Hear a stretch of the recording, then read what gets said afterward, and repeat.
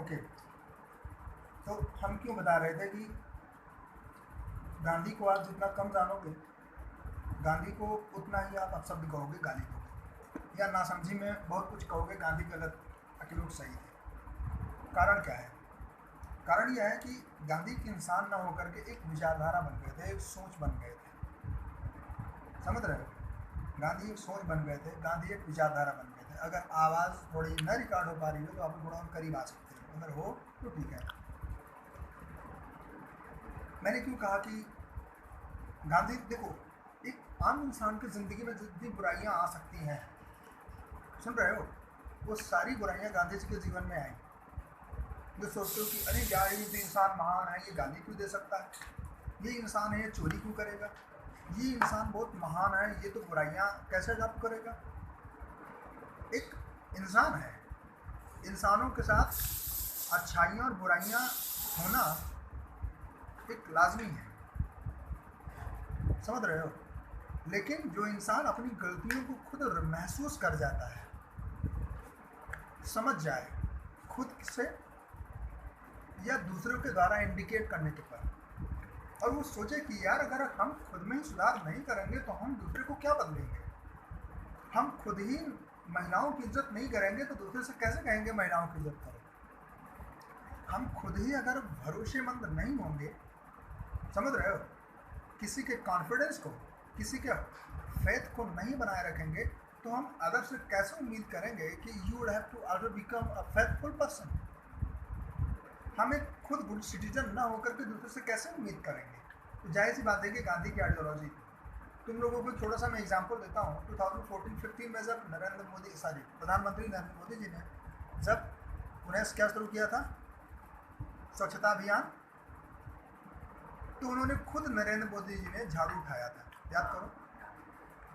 कुछ लोगों ने कमेंट भी किया था, विपक्ष के लोगों ने, लेकिन उसको मैं बहुत अच्छा मानता हूँ। उन्होंने खुद कहा कि जब हम खुद सफाई करेंगे, खुद इसकी इम्पोर्टेंस को समझेंगे, तभी तो देश से उम्मीद करेंगे।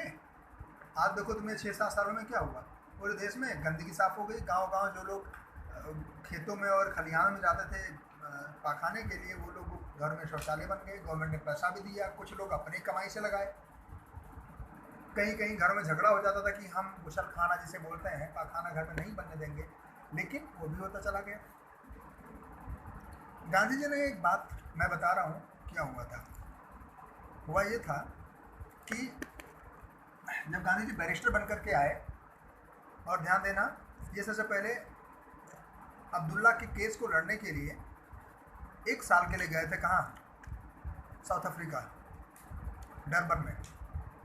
अब्दुल्ला के केस को लड़ करके आए, लेकिन वहाँ 1 साल में उन्होंने देखा कि वहाँ से मामला सिर्फ अब्दुल्ला का नहीं है, वहाँ कास्ट डिस्क्रिमिनेशन, कलर डिस्क्रिमिनेशन और हर तरह का हेट्रेड और नीचा दिखाने की मानसिकता ऑल ओवर इंडियन, जितने इंडियन वहाँ ट्रेडर्स थे, जो व्यापारी थे, सुन रहे हो सर, जितने व्यापारी वहाँ थे उनके साथ हो रहा है, सभी अफ्रीकन के साथ हो रहा है।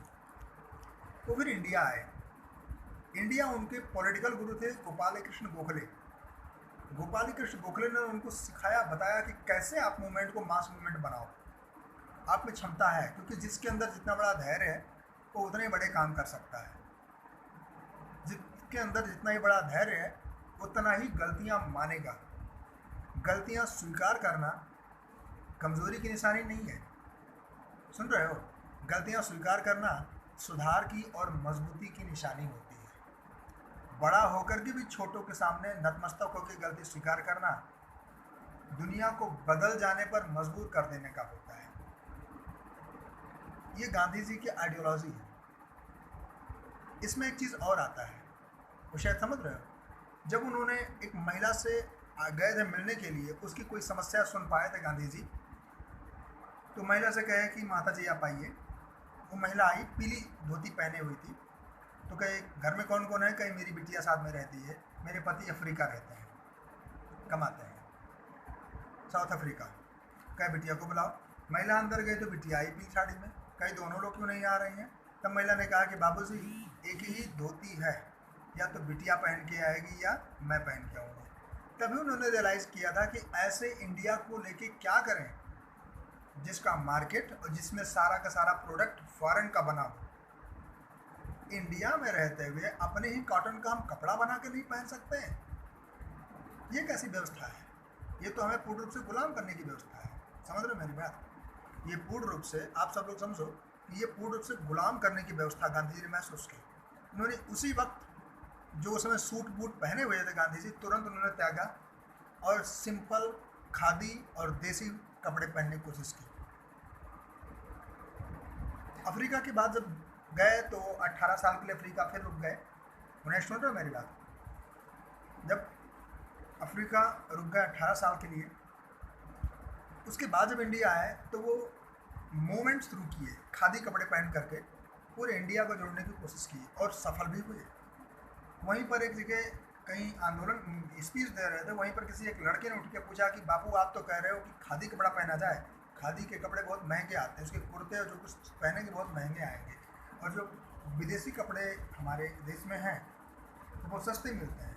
तो गांधी ने कहा कितने पहनते हो? उसने कहा 4 कपड़े, या कुछ बताया। उसने कहा मत पहनो 4, एक पहनो, लेकिन देसी पहनो।